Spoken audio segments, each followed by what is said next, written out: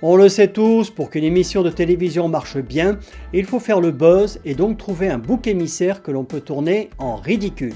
Dans la 4e semaine de Top Mécanique, la victime choisie par la production, c'est le bien sympathique Hervé que l'on nous présente comme ne sachant pas faire une purge et encore moins démonter un Mastervac.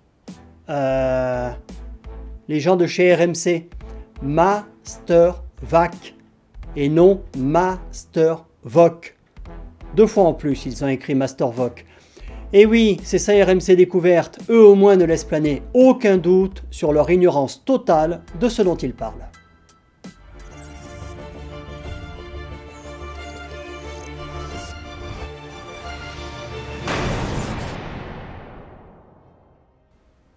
Bonjour à tous, 2 candidats sympathiques et bien élevés que néanmoins tout semble opposer. J'ai bien aimé cette 4e semaine de Top Mécanique, même si, soyons honnêtes, je n'ai pas tout regardé.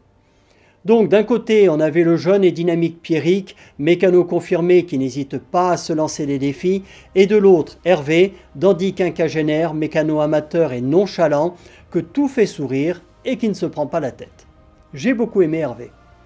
Après bon, c'est une émission de télévision, donc ils ont un peu monté le truc en épingle, en montrant Patrick sous son meilleur jour et en nous faisant passer Hervé pour un total incapable qui ne sait même pas faire une purge de frein.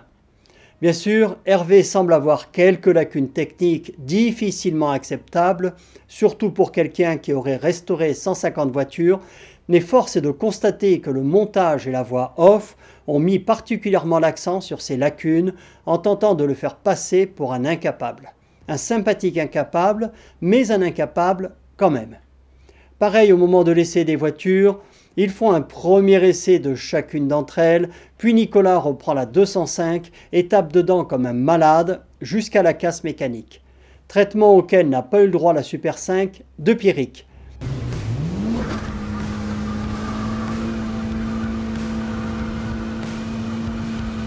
Le dernier burn de Nicolas provoque une fumée inattendue, mais pas que. Il nous arrive un pépin un peu chaud, je dirais même très chaud. Et là, énorme bruit dans la voiture, perte énorme de direction. Ah, on a perdu quelque chose devant. Je sais pas. Avant de descendre de la voiture, je sais qu'on a cassé quelque chose, mais je ne sais pas quoi. Oh putain, mais bien Sans déconner, franchement. J'ai dit que j'allais la fumer, on l'a fumée. Putain, mais c'est le cardan. Là, c'est rupture mécanique quand même. De là à conclure qu'il y a eu un traitement inégal des 2 voitures et des 2 candidats et une volonté délibérée de casser la 205, il y a un pas que je franchis allègrement. Ils ont fait exprès de casser la 205 pour disqualifier Hervé. L'avantage néanmoins de ce genre d'émission, contrairement à Wheeler Dealer qui voudrait nous faire croire que la mécanique c'est un jeu d'enfant, c'est que l'on se rend compte qu'être mécanicien, ce n'est pas si facile que ça. De nombreuses pièces sont difficiles d'accès, surtout sur les voitures modernes.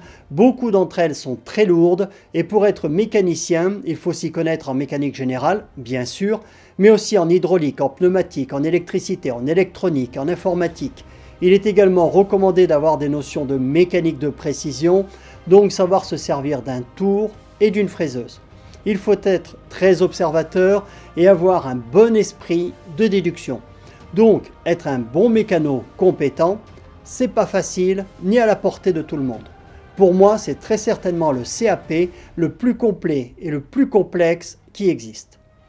Dans quelques jours arrive SOS Garage et les reines de la mécanique. Pour être franc, je m'attends au pire.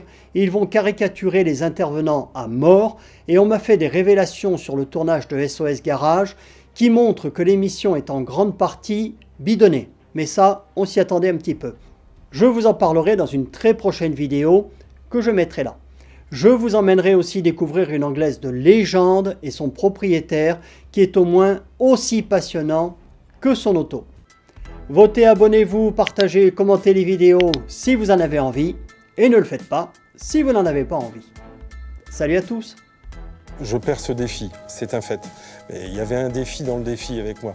Et j'ai réussi à aller au bout. Ça, c'est difficilement, je vous l'accorde, mais au moins je suis arrivé au bout et ça, c'est le principal.